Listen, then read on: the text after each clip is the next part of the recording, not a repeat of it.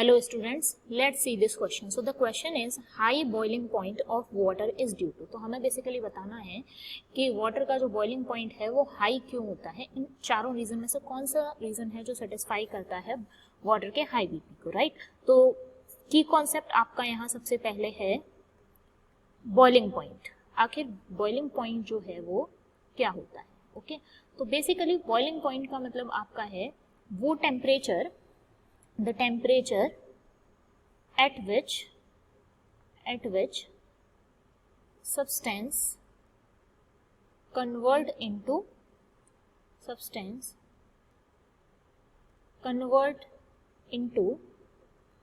liquid to vapor, or we can say that convert into vapor, right.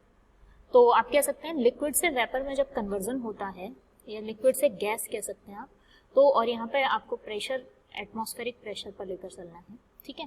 Atmospheric pressure पर liquid से gas में जब कोई convert होता है तो यहाँ पर जिस टेम्परेचर पर ये बॉयल होना शुरू होता है उसको हम कहते हैं बॉइलिंग पॉइंट. ओके तो अगर हम बात करें कि ये जो बॉइलिंग पॉइंट है ये डिपेंड किस पे करेगा, तो ये जो बॉइलिंग पॉइंट है वो डिपेंड करता है मेनली बॉन्डिंग पे. ओके बॉइलिंग पॉइंट डिपेंड करता है किस पे, बॉन्ड्स पर, कि मॉलिक्यूल के बीच में किस टाइप के बॉन्ड प्रेजेंट हैं.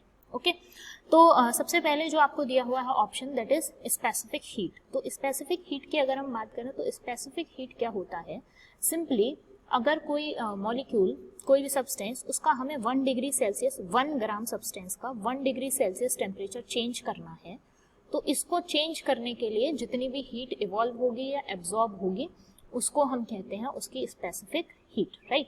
तो इसका मतलब ये हुआ कि इससे हमें बीपी का कोई भी मेजरमेंट नहीं मिलता है. ओके इसके अलावा अगर हम डाइइलेक्ट्रिक कांस्टेंट की बात करें तो ये एक टाइप का इक्विलिब्रियम. अच्छा हाइड्रोजन बॉन्डिंग सेकंड हम देख लेते हैं.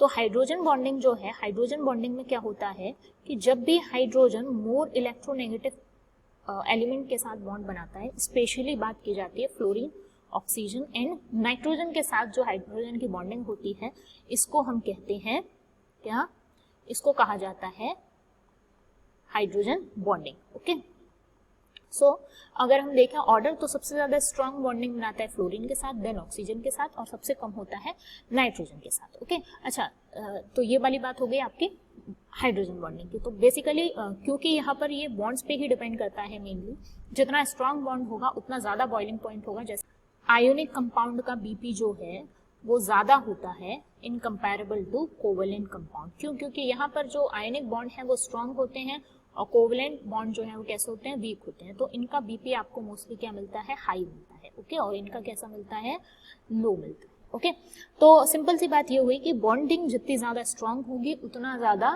बीपी जो है वो हाई होगा. ओके इसके अलावा अगर हम डाइइलेक्ट्रिक कांस्टेंट की बात करें तो जो डाइइलेक्ट्रिक कांस्टेंट है वो एक टाइप का इक्विलिब्रियम कांस्टेंट होता है, ठीक है, जो कि आपका ज्यादा अफेक्ट या आप कहेंगे इसका भी बॉइलिंग पॉइंट से कोई लेना देना नहीं है. डिसोसिएशन कांस्टेंट का मतलब होता है कोई भी मॉलिक्यूल डिसोसिएट कितना कर पा रहा है किसी दूसरे को, तो दैट इज उसका क्या हो जाता है, डिसोसिएशन कांस्टेंट. तो इससे भी कोई लेना देना नहीं है बीपी के लिए, ठीक है. तो so the most appropriate answer, because H2O या वाटर के केस में अगर हम देखें तो हमें बहुत अच्छी खासी हाइड्रोजन बॉन्डिंग देखने के लिए मिले.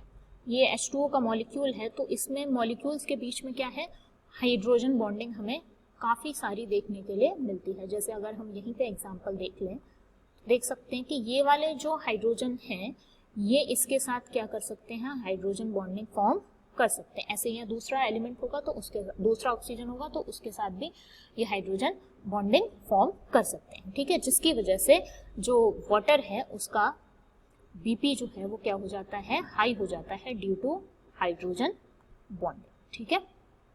So the most appropriate answer of this question is option number B. I hope you understand this question. All the best.